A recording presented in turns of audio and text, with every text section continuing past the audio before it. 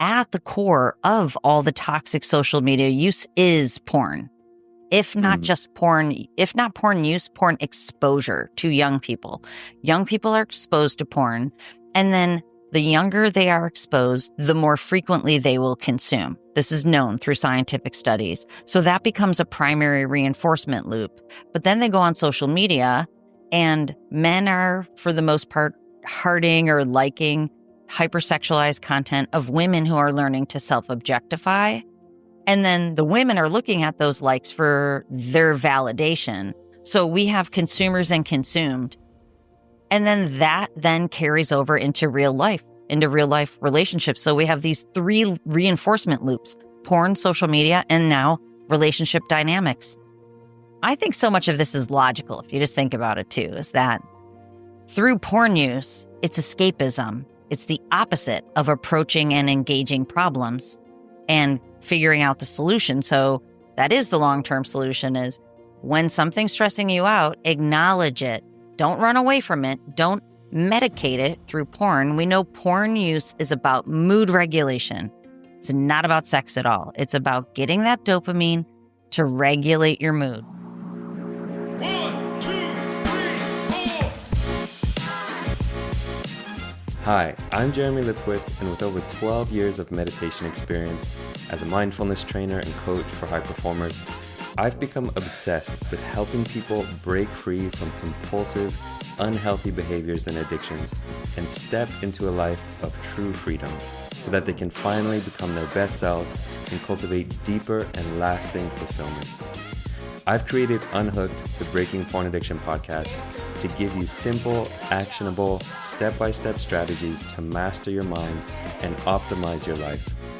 This is Unhooked. Welcome back to the Unhooked podcast. Today, I'm joined by someone who's been making waves in the world of brain health, behavioral recovery, and porn addiction healing. Dr. Trish Leigh is a cognitive neuroscientist, a brain performance coach, and one of the most well-known voices out there helping people break free from compulsive behaviors by rewiring the brain. She's got over 2 decades of experience under her belt, but what really stands out is her no-nonsense, science-backed approach to helping people heal from the inside out. In today's episode, we talk about why porn addiction is a brain-based compulsion, not just a bad habit, and how to truly rewire the nervous system for lasting change. Expect to learn why just quitting doesn't work without addressing brain dysregulation, the 5-tier model Dr. Leigh uses to help people heal, what dopamine stacking is and how to use it in recovery, and how healing porn addiction transforms not just your sex life, but your relationships, your focus, and sense of purpose. Before we dive in, if you're on your own journey to break free from porn and you're looking for support, structure, and a step-by-step process, check out my online coaching program, Unhooked Academy. You'll get the tools and community you need to finally turn the corner. You can learn more at unhookedacademy.com. And now, without further ado, please enjoy my conversation with Dr. Trish Leigh.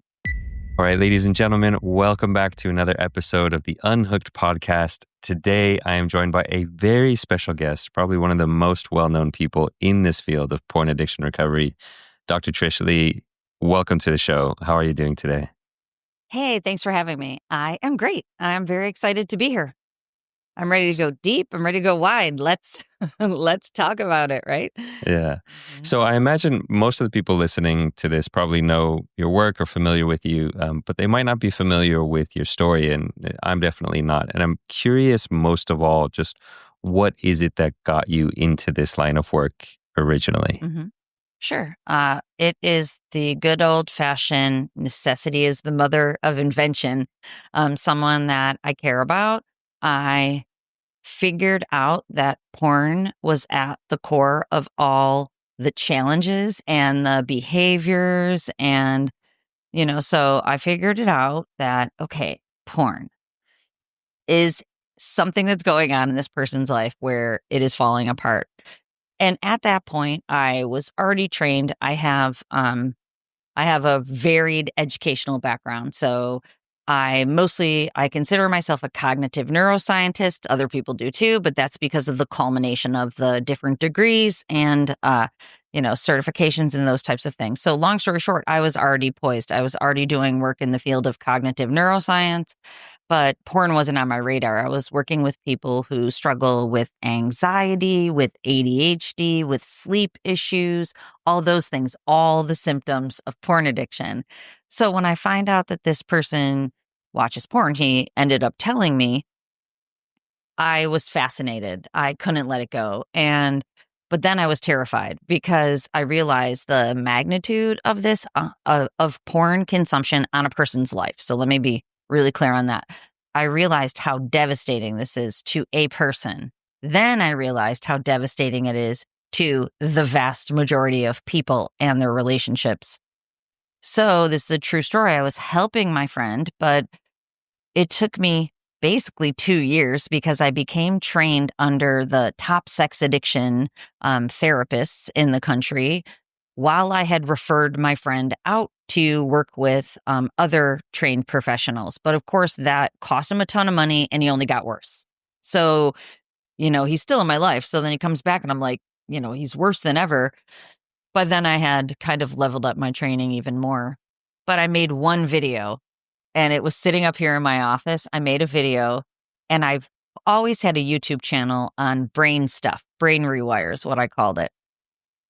I made a video and I put it on a separate YouTube channel. And so 3 months later, this is a true story. 3 months later, I get a notification. Your video has been viewed 4 million times or whatever it was. And I'm like, what video? I go into all the brain ones, there's 322 views, that goes. And I'm like, what video? And then it dawns on me. It's the porn video. And I don't say anything of content. It's still there. It still lives on the internet. It's just me saying, don't watch porn. It damages your brain. It ruins your relationships. That's all I say. And underneath that video, a whole bunch of people put comments asking me to make more content and asking me to support them. And I started making consistent content. And I said to my husband, I'm like, I am into something that I don't think you're going to, appreciate. And, do you want me to tell you? And he goes, nope, because he knew he'd shut me down. And then I'd be in the midst of, but that was like in October, I think that was. But on New Year's Day, I told him because I don't keep things to myself, and it was already named Passion Project on my Google Drive, which I love every time I see it there now. But it was those first, honestly, I really give a lot of credit to those first commenters, because if they would have shut me down and said nasty things, I probably wouldn't have shown up for the long haul of a cause. Wow. What an incredible story, that going through this process of helping your friend and then just posting one random video and getting that feedback. Was Pretty there cool, a right? moment? And I will tell you though, my friend who struggled for decades without help, struggled for years with expensive help. He was free from porn just a couple short months later once I had figured it out. That's really what inspired me, because in all the work I'd been doing, all that had to be done was it angled at porn. That's the cool thing. It was already all there. It just had to be pointed. So that's why I was so excited with myself, where I'm like, I'm already completely prepared. And then I double down. I work on brain regulation, which that's the first and foremost neurological regulation. We know that from science. It's like a crack under the surface that happens in a person's nervous system. So once I just got the confidence that I already knew what I was doing, that's when I just doubled down, and it was, game over for his porn addiction just a few months later. And literally his life is now a 180. It's better than it ever would have been without, being able to recover and move on.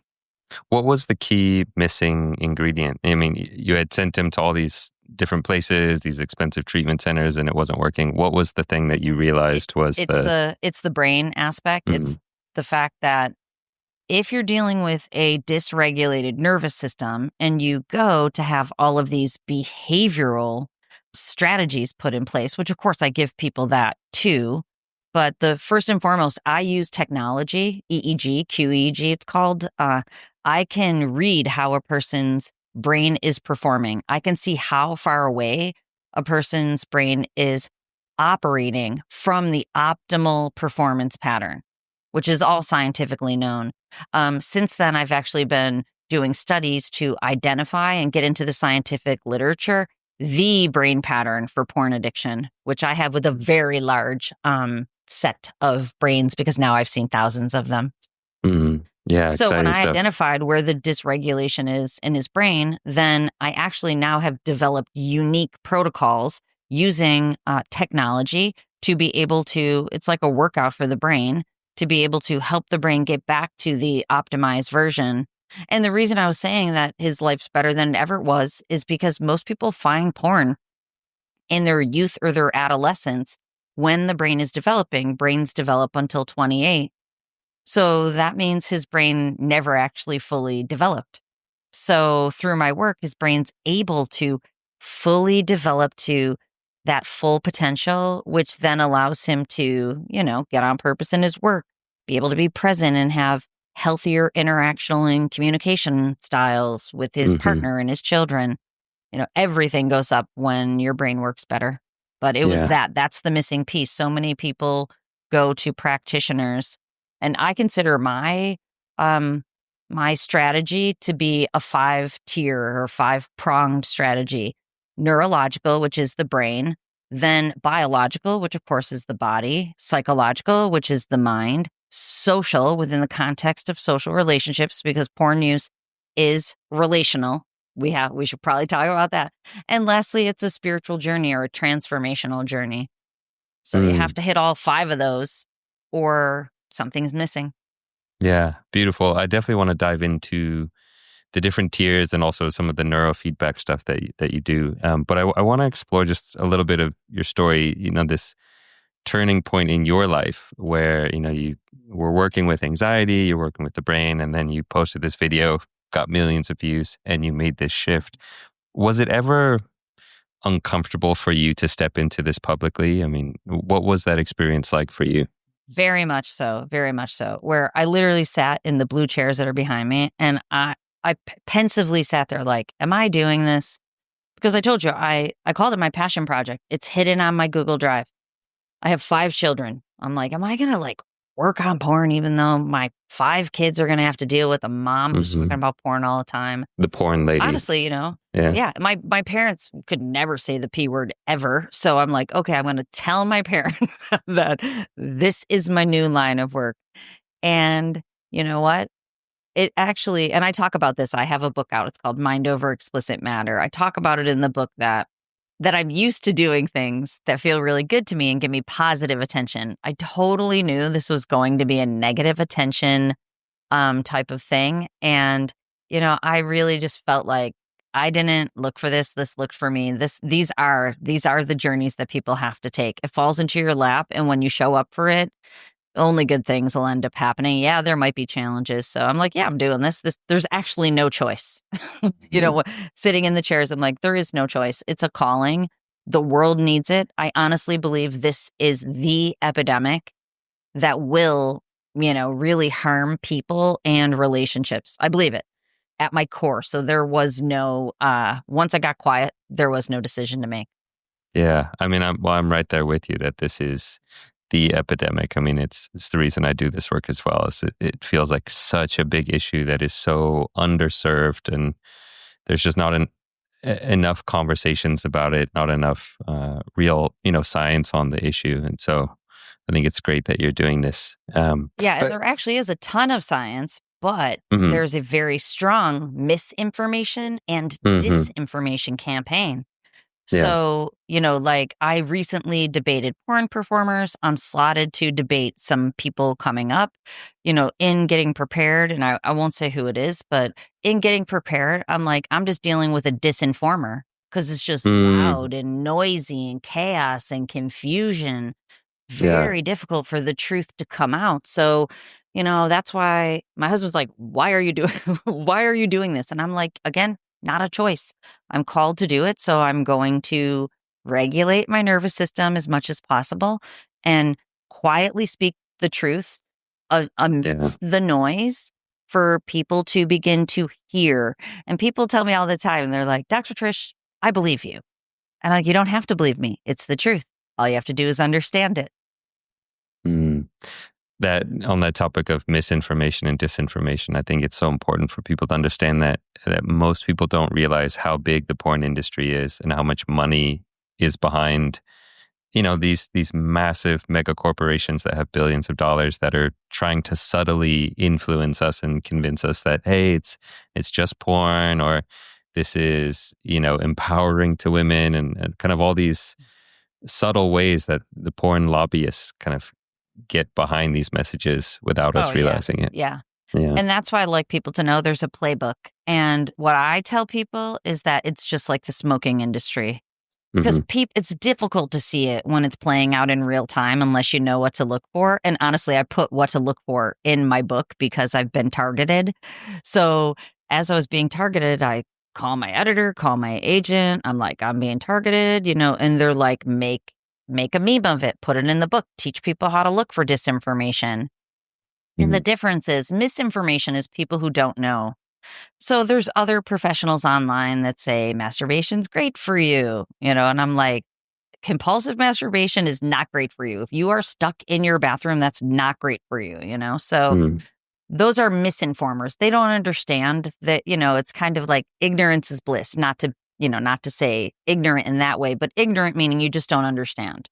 So, you communicate what you think you know, but a lot of people don't understand how complex and how devastating this is. Then there's disinformation. They know exactly, but it will take out of dollars in the pockets if people figure it out. And that's why the smoking industry is so interesting to look at, because the same thing happened there. Big tobacco told everybody smoking's not harmful for you. It helps you relax. It keeps your weight in check, which, yes, those things are true, but it also gives you cancer. It's highly addictive, and secondhand smoke is real. And for right now, when it comes to porn, we know it's highly addictive. That's proven scientifically. It causes ED, erectile dysfunction, number one pain point in even young people.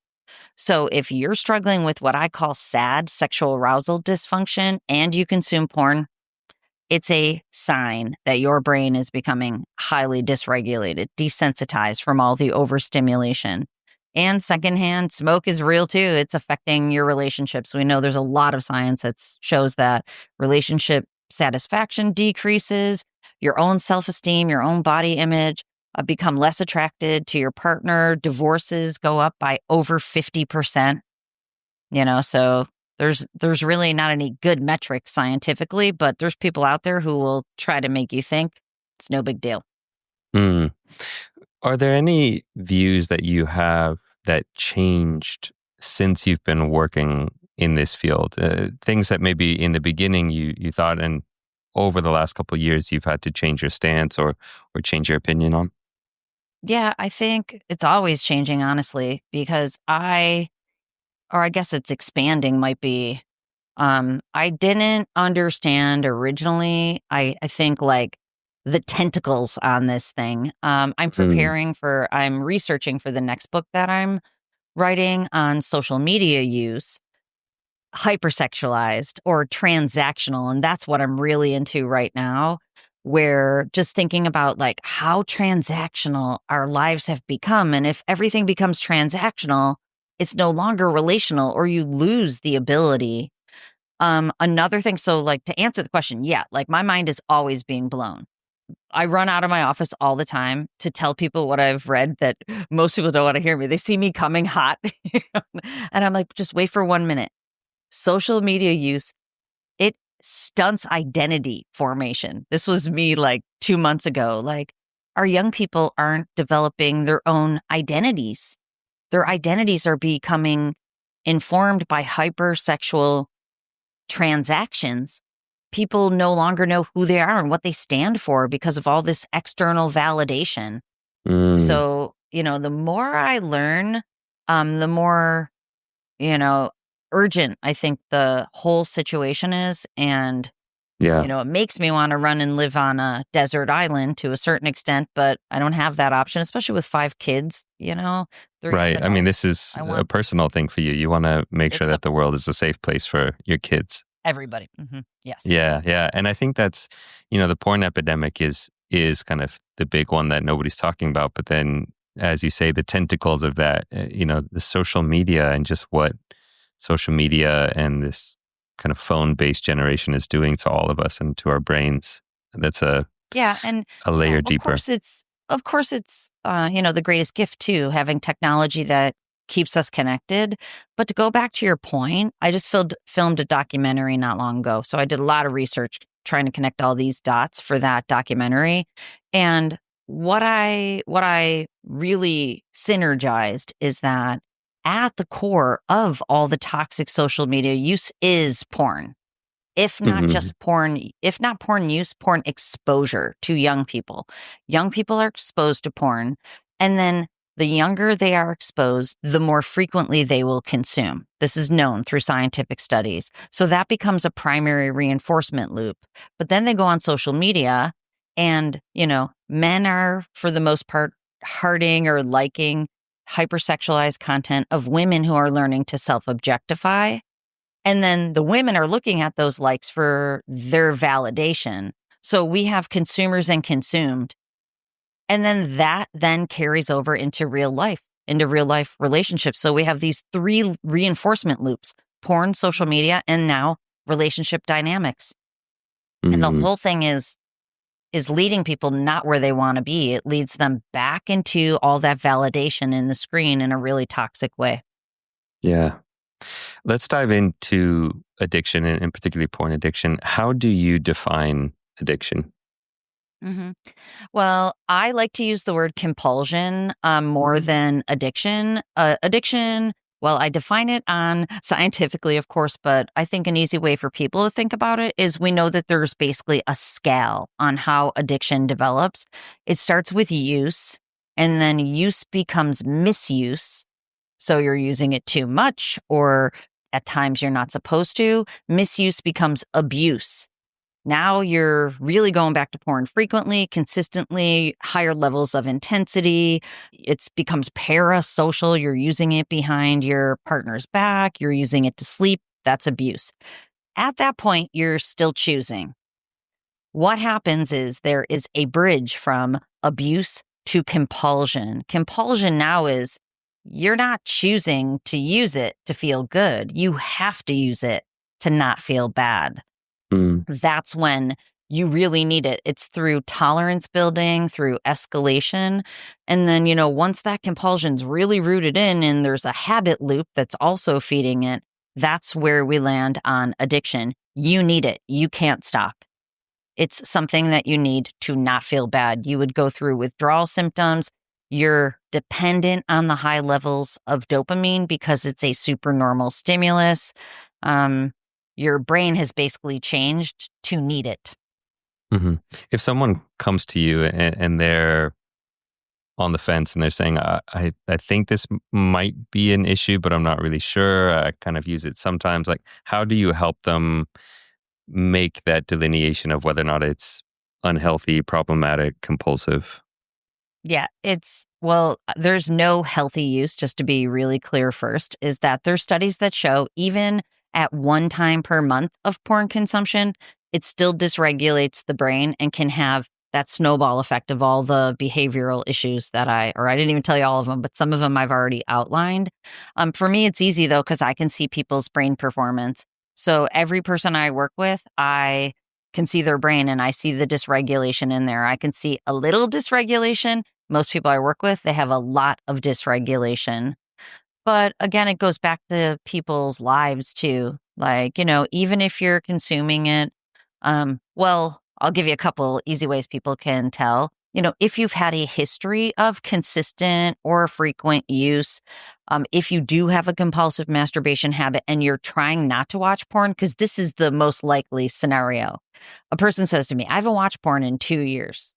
And I'm like, okay, then I'll dive in. Because if you used it before that, the compulsive piece is likely in there. So then when I dive into the conversation with the person, yes, indeed, they are getting dopamine hits from other hypersexualized behaviors, like social media use or like lusting or dating apps or, other streaming types of services. They're actually feeding the beast in other different ways, but they haven't been on porn proper. And this is a denial mechanism, and you know how that goes. So that's one thing. And then if a person has sexual arousal dysfunction, sad, their brain is definitely still impacted. It's still dysregulated, no matter if you haven't consumed porn in 10 years. That's what people tell me. I haven't watched porn in 10 years, but I've had ED that long. Well, let's dive in and look. The dysregulation's there. And then, of course, a person can feel, did they lose their edge in terms of clarity, in terms of focus? People feel that. Is there a divide in their relationship? Do they not feel attracted to their partner? Do you have the quality of life that you want?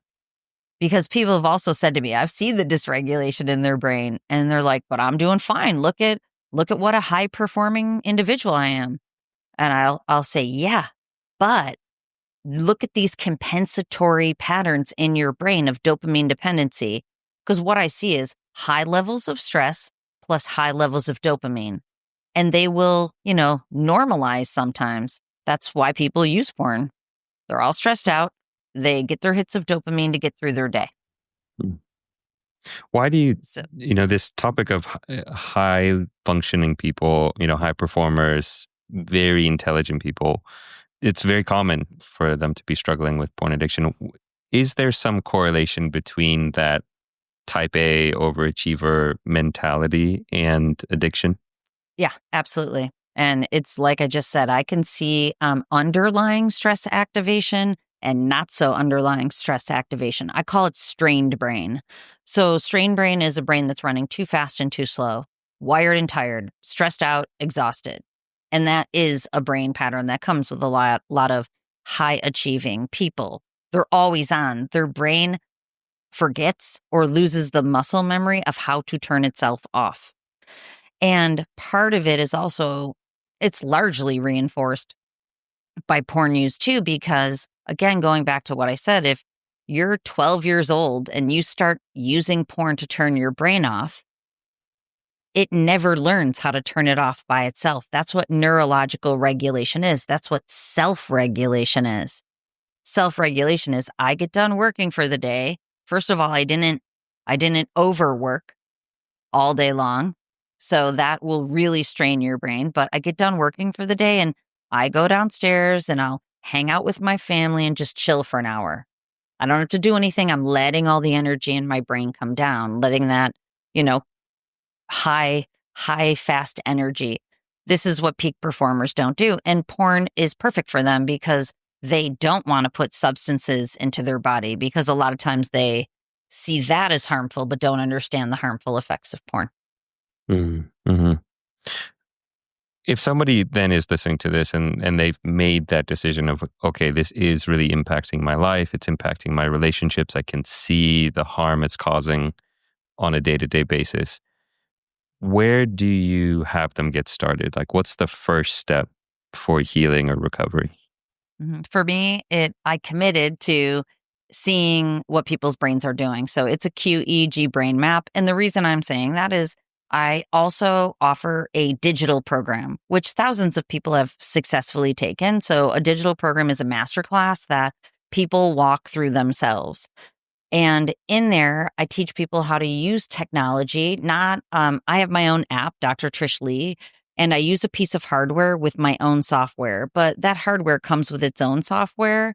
But long story short, in the masterclass, I noticed people were still there 1 year later, right? You know what I mean? But they're successfully overcoming it, but it was taking them too long. So that's when I committed to, I'm going to look at every person's brain and show them so they know the levels of dysfunction, and so do I. So that if a person goes into the masterclass, I can tell them exactly what they need to do.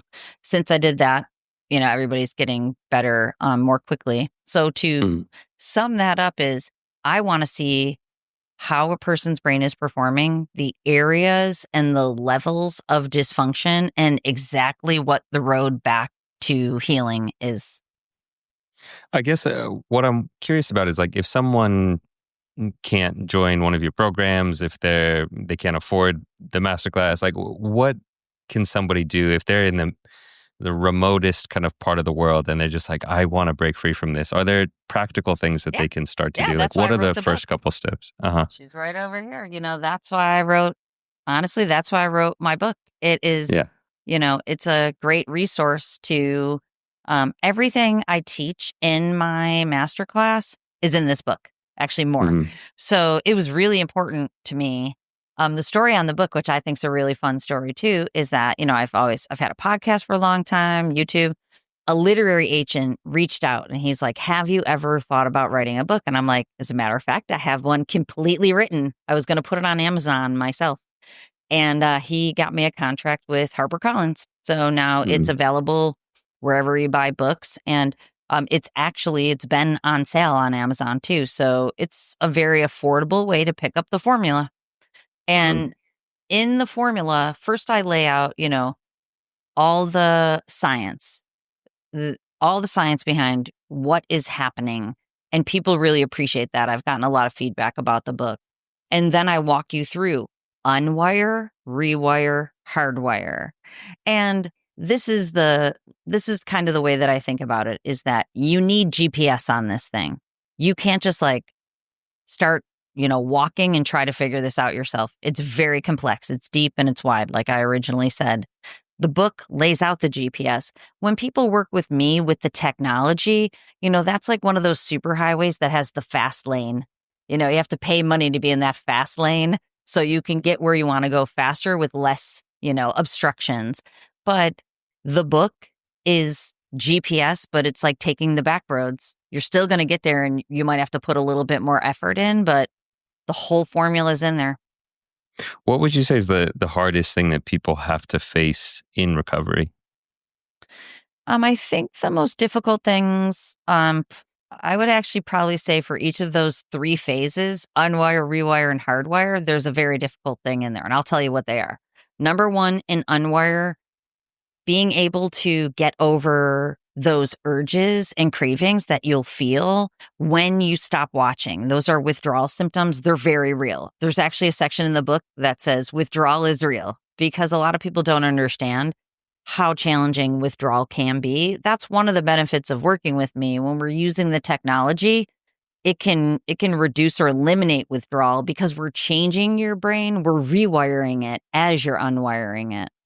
So that can be the most difficult thing in phase one, is you have to get through the initial unwiring. And in the book, I give you a pivot plan. I show you how to make a pivot plan toolkit. I show you how to dopamine stack while you're digitally dopamine detoxing. That is the best way to set yourself up for success. Then in the What is that? The phase, dopamine stack?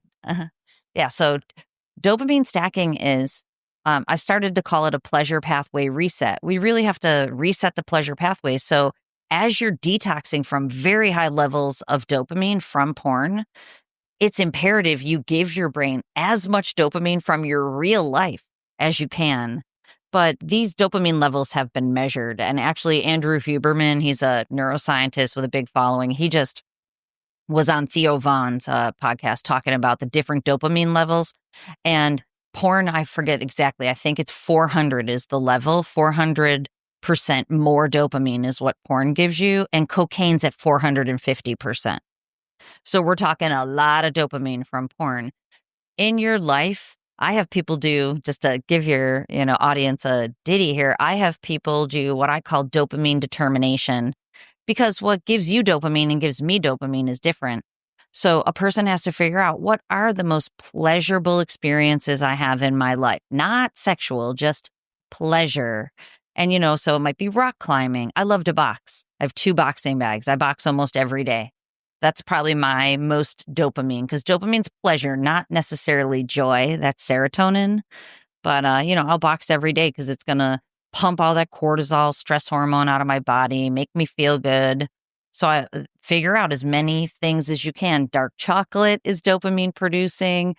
Food, having healthy meals, laughing with your people, going the places you like, being with the people you like, doing the things you like. That's going to give you dopamine. Gotcha. And so you were talking about these three different stages, the unwire, rewire, yeah. Mhm. Yeah, the rewire, that is the most difficult thing I was going to say is that in the rewire phase, you really have to build the foundation of the lifestyle that will serve you forever. Have the courage to go, this is what I want for my life. Even though my mom might not want that for me, or my brother or my girlfriend, like figuring out what do you want? And you have to build this foundation that you will protect for the rest of your life. And that, requires courage. It requires discernment, really figuring out what does the life that serve you look like? And it's going to be filled with dopamine producing activities, right? It's going to be filled with joy. So it's the happiness trifecta, we call it. It's dopamine at healthy levels combined with serotonin and oxytocin. Once you build that foundation in the rewire, and it's difficult to figure that out because I already told you identity formation's been, challenged through porn. Once you figure that out, then in the hardwire phase, it's all about stress management and learning to perceive your stress levels before you are at DEFCON. As a person becomes more and more stressed out, self-awareness goes down. So the more stressed you become, the less aware you are you're stressed. So I have people figure out, I call it a fault line. Some things that you do, some things that you say, some ways you move through the world that indicate you're becoming more stressed out and you need to mitigate and manage that stress. Stress is the number one thing that will throw a person into relapse. And I hear it all the time. I have no idea what happened. And I say, okay, let's break it down. It never happened in the moment of relapse. It always happened in the weeks before. Some buildup of stress, buildup of anxiety that caused somebody to want to act out. Yep. They're too busy. They had an argument with their partner, financial stress, being able to figure it out early and then approach and engage it with a solution.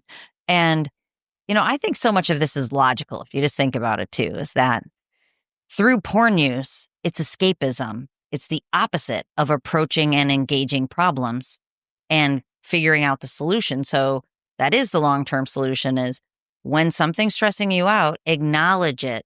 Don't run away from it. Don't medicate it through porn. We know porn use is about mood regulation. It's not about sex at all. It's about getting that dopamine to regulate your mood. Number one, decrease stress. Number two, in scientific literature, it says offset boredom. But in my view, that is not offsetting boredom. It's dealing with the lack of super overstimulation in today's day and age. Nobody's been bored in about 50 years with, or 30 years with screens. So stress and boredom, but stress is the number one thing. It's mood regulation. Yeah. So if something stressful happens, sit with it. You're not going to die. Feel the stress. Feel the anguish of your financial situation and then make a plan to fix it. Then you never will need porn ever again. And you can see how those three phases they're all interconnected. Like if you learn how to deal with urges and cravings, you can deal with them forever. We're skill building, right? Number two, if you set the foundation of the lifestyle you're going to protect forever, if it starts to break down, you have to fix it. You have to fix the foundation. Your home is only as strong as the foundation. And if you feel stress creeping in and you've got problems and you want to ignore them, approach and engage and you're set for the rest of your life. You'll never go back to porn. You mentioned earlier kind of the relational aspect of compulsive porn use. Talk to me a little bit about what you mean by that. Sure. So the reason I said it the way that I said it is that, especially in the disinformation campaign, they'll try to portray it. And let me stop for 1 second. People who use porn too, it's a defense mechanism. They'll say to themselves, I'm not harming anybody else. It's just a way that I relax. It has nothing to do with my partner. So what I want you to know, and if you hear it from a disinformer, is that it's relational. Porn use affects your partner. And the way I think about it is there's basically three things in a coupleship or a partnership that are relational and that you need to get on the same page about. One is finances. If you're going to live with someone and you're going to get married or you're going to have a partnership, You just have to at least agree on the finances, right? Like it could just be my finances are mine and yours are yours. The second, if you have children, getting on the same page about parenting. And third is what your sex life looks like. It has to do with your relationship, and the players in the relationship should know what is going on in terms of sexual behaviors. And that's why I call porn use or compulsive masturbation a secret sex life. Because if you're hiding it from your partner because you know your partner will not want you to do that, it is a level of being dishonest. You feel that as shame. And we know this from scientific studies. It creates a shame spiral. People tell me all the time they feel so bad about it. It's because it's incongruent. The thing that you want to be in the world, you're not. You're trying to portray that, but you know you're hiding pieces. And it's the Dr. Jekyll and Mr. Hyde complex. You can't walk through the world with integrity if you have these secrets that you're shameful of and you're hiding. Mm-hmm. Yeah, it's definitely not an isolated issue. Your relationship totally is, it's important that your partner knows. Yeah. If someone is single, doesn't have a partner, is there still a component there, a kind of a relational piece? Absolutely. Definitely. It creates shame. I work with a lot of people who are single, and they have the chicken and the egg effect backwards, where it does dysregulate your nervous system. A dysregulated nervous system puts out an electromagnetic field. You know this, right? So you're putting out this EMF. You can either put out a really positive field or negative one. And the more you have integrity and the more regulated your nervous system, you will attract people to you. You'll attract a like-minded partner. You feel calm, you feel focused, you're not stressed out, you're not wired and tired. So, I believe it's kind of to the extent that people are repelling these relationships. So what I have people do is practice intimacy with their parents, with their siblings, with their friends, because the shame even shows up in those relationships. And intimacy, and I think intimacy is a good thing for us to talk about. I told you, it's less relational, it's more transactional. That's what social media is influencing and is supporting. So if it's transactional and not relational, it's a breakdown in intimacy, and people are going to distorted intimacy. Mm-hmm. Yeah, I think that's one of the real harms of porn use, is just the ways that it impacts views of intimacy, expectations, the kind of the subtle impacts that people don't even realize how it's kind of transforming what they want, what they desire, and then, as you mentioned, kind of the way that it can also change how grounded we are and just that stability. And I think people can feel that even if you're single, if you're looking for a partner, but you're using porn, it can dysregulate you. Given what we've talked about, with the explosion on social media of sexualized content, things like OnlyFans bleeding into Instagram, thirst traps, what keeps you hopeful when you see how widespread this issue has become? Is that, people inherently are very intelligent, and people's nervous systems inherently want to be regulated. And, I bring it back to the smoking industry. I was so fascinated by how did smoking ever fall off? If there was such a strong disinformation campaign and everybody smoked, like I think it was 1962 where smoking was at its peak. Everybody smoked and it was just completely normalized. Each individual, that's how it ended. People just began to accept and understand, quote unquote, believe. They began to understand how addictive smoking was, that in fact it did cause cancer and the secondhand smoke part. So we are now experiencing where individuals are understanding this is highly addictive. I thought it was harmless. I now see, especially, I think that word compulsion helps people. That's why I use it. It's very difficult to admit to yourself you have an addiction. But to recognize you have a compulsion, you need this thing, you're not choosing it, it's making you do it. That can be really eye-opening, but it's going to come down to every individual stepping away because they know it's addictive. It's giving me ED. That's the main thing that's going to happen. It's already happening. 20-year-olds who have ED, they're going, no, I am not having ED for the rest of my life. One of my clients, he's 43. He's so frustrated with himself because he's like, I should be in the highlight of my sexual experience and I haven't been able to have sex in 10 years. He's had ED. He's done desperate things to try to fix it. And I know I'll be able to help him in a few months, but he's very frustrated with himself. He's 43 years old, no family, all the things we're talking about here. But now he heard me talk and he's like, it makes sense. I understand. Moving forward, that's what's going to tip it. It won't become illegal. Smoking's not illegal. Just it's very few people you'll catch smoking now because they understand. Yeah, I think that's knowledge a great analogy that, if the smoking industry, the tobacco industry, which was so massive and so prevalent, can, if you can turn that tanker, which has so much momentum to it, then there's hope for, turning the tanker of the porn industry. Don't you love that? I love that. That's why I'm trying to empower each individual. We don't have to take a system down. We just have to become strong in and of ourselves and value our brain health, first of all, our mental health. We know that anxiety and ADHD go way up with porn use. So if you're feeling stressed out, you can't focus and you're depressed, maybe it's the porn. Relationships are becoming destroyed. So if you want a relationship, you want to keep the one you have, and you don't want, your children never talking to you. That happens a lot in these relationships. Now's the time, look at it and just think about it logically. That's why I love the logic behind it. Just think about all this stuff. It's so logical.